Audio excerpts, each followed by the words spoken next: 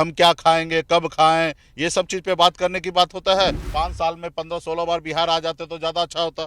सिर्फ चुनाव में हम लोगों को गुमराह करने के लिए आ रहे हैं। 2013 से जो लड़ाई चला वो 2014 है, और आज एक बिहारी 100 पे कहते ना भारी, तो वही नीतीश कुमार जी है। देश का प्रधानमंत्री आज तक नीतीश जी को पटक नहीं सके। वीआईपी के राष्ट्रीय अध्यक्ष मुकेश सहनी हमारे साथ हैं, चुनाव प्रचार के लिए निकले हुए हैं। हम उनसे बात करेंगे। नवरात्र में आप तेजस्वी यादव को मछली खिलाते हैं और अब आपकी विपक्षी पार्टियां कह रही हैं कि आप लोग तो नवरात्र में मछली खाते हैं और सावन में लालू जी मटन खाते हैं। वीडियो जो पोस्ट हुआ ना उस पर लिखा हुआ डेट, वो विपक्ष वाले को बोलिए डेट देख लेने के लिए। हम मछली जरूर खाते हैं, लेकिन नवरात्रि है तो इसे समय में बचा जा रहा है। लेकिन हमने 8 तारीख को ही परसों या तरसों ही हमने वो खाना खाया, तो उसमें क्या इतना हल्ला मचाने की आवश्यकता है? इसमें कोई हल्ला मचाने की कोई आवश्यकता नहीं है। हम लोग नॉनवेज खाते हैं। रहा कि नवरात्रि की बात है तो नवरात्रि में नहीं खाते हैं, या जो भी पूजा त्यौहार होता है उसमें, छठ पूजा हो या ऐसे कोई पूजा होता है उसमें नहीं खाते हैं। लेकिन जहाँ किसी से सर्टिफिकेट लेने की आवश्यकता नहीं है कि कब हम क्या खाएं नहीं खाएं। रहा ये तो हमारे आस्था की बात है, और हमको मानने की बात है। हम कितना मानेंगे कि कोई लोग नॉनवेज खाते हैं, कुछ लोग नहीं खाते हैं। जो नहीं खाते उनको भी वो अपने आस्था से नहीं खाते, जिसको खाना है वो खा रहे हैं। लेकिन बात की जाए, एनडीए के नेता जो है तबातोड़ बयान आप लोग को लेकर दे रहे हैं और कह रहे हैं कि लालू यादव ने सावन में राहुल गांधी को मटन खिलाया और मुकेश सहनी ने से नवरात्र में तेजस्वी यादव को मछली खिलाई। देश में रह गया ना, इसलिए तो हम लोग लड़ाई लड़ रहे हैं। देश में विपक्ष हो या सत्ता पक्ष हो, मुद्दा की बात करना चाहिए। खास करके सरकार आप हैं, सत्ता में आप है, आप जनता की बात रखिए ना। जनता में आपने क्या किया, 2 करोड़ नौकरी दिया कि नहीं दिया वो बात कीजिए।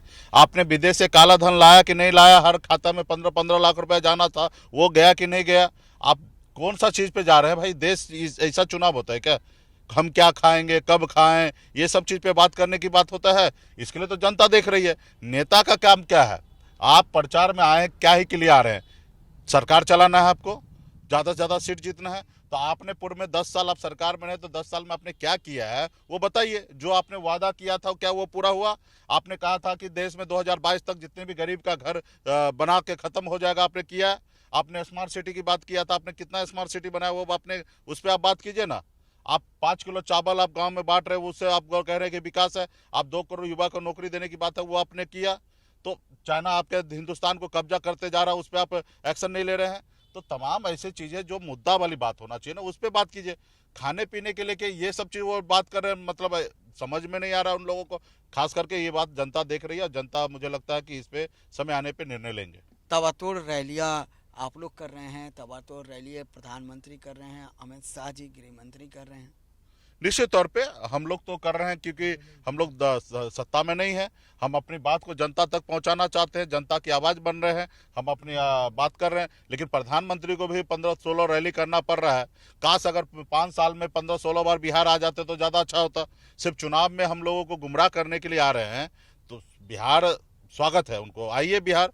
लेकिन आपने बिहार में 10 साल में आपने क्या किया वो बताइए। बिहार में आगे क्या कीजिएगा वो मत बताइए। इससे पहले आपने 2 बार बता चुके हैं कि हम क्या करेंगे। 2014 में भी बहुत भाषण दिए हैं, 2019 में भी बहुत भाषण दिए हैं, लेकिन जो भाषण दिए थे वो पूरा हुआ कि नहीं हुआ उस पर आप बात कीजिए। अभी हमको भाषण सुनना नहीं है आपका। आप आ रहे हैं तो रिपोर्ट कार्ड लेके आइए कि आपने आया तो क्या मोतिहारी में चीनी मिल बना क्या चालू हुआ क्या? आपने वादा किया था कि मोतिहारी का चीनी मिल चालू करेंगे और इसी चीनी से चाय पियेंगे, क्या आपने वो पूरा किया क्या? क्या आपने नवादा में चीनी मिल चालू करने की बात किया था, आपने किया क्या? आपने स्मार्ट सिटी बनाने की बात किया, कितना स्मार्ट सिटी बन गया? आपने रोजगार देने की बात किया था, वो कहाँ हुआ? फैक्ट्री लगाने की बात किया, आपने लगाया क्या?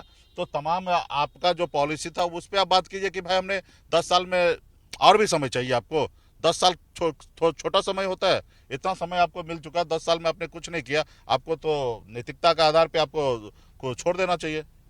ये कहा जा रहा है सत्ता पक्ष के द्वारा, एनडीए के द्वारा, कि साफ तौर पर मुकेश सहनी इसलिए चुनाव नहीं लड़ना चाह रहे हैं कि मुकेश सहनी हार के डर से डर गए हैं और उसके लिए चुनाव नहीं लड़ना चाह रहे हैं। 3 सीटें जो आरजेडी ने उन्हें दी हैं।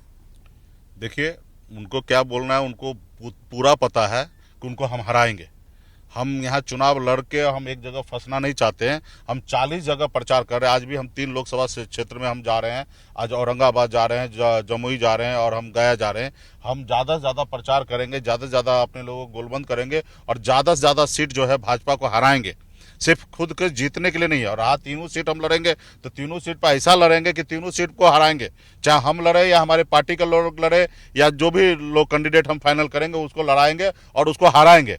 रहा कि मेरे बारे में बोलने के लिए बात है तो हम तो कई बार अभी जहां हमारी तैयारी था खगड़िया पहले से ही गठबंधन में दूसरे दल को दे दिया गया।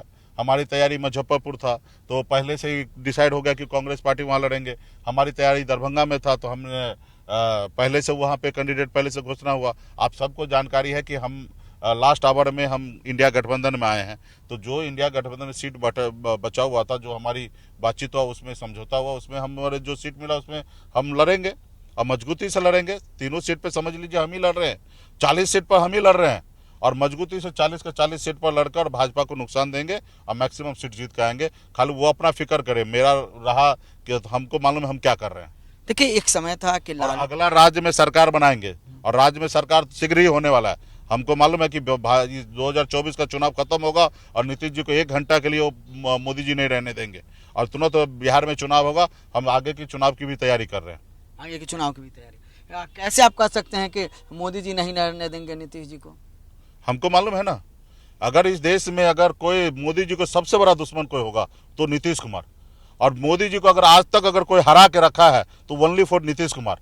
2013 से जो लड़ाई चला वो 2014 है और आज एक बिहारी 100 पे कहते ना भारी, तो वही नीतीश कुमार जी है। देश का प्रधानमंत्री आज तक नीतीश जी को पटक नहीं सके। नीतीश जी हम हर मौके पे हर मोर्चे पे मोदी जी को पटके हैं।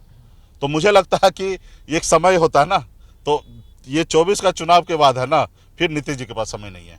लेकिन या नीतीश जी स्वयं अपना कुर्सी छोड़ दे या न तो मोदी जी हटा देंगे, क्योंकि अभी वो जो ताकत नीतीश जी के पास पहले हुआ करता था वो अभी नहीं है। जनता में जो भरोसा हुआ करता था वो आज भरोसा नहीं है।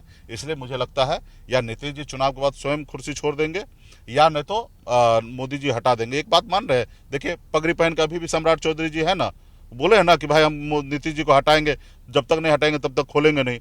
तो क्लियर है ना उनको कि अभी पगड़ी पहने मतलब उनको हटाने का उद्देश्य क्लियर है, हटाएंगे यानी कि हट जाएंगे या स्वेच्छा से हट जाए या नहीं तो जबरदस्ती उनको हटाया जाएगा।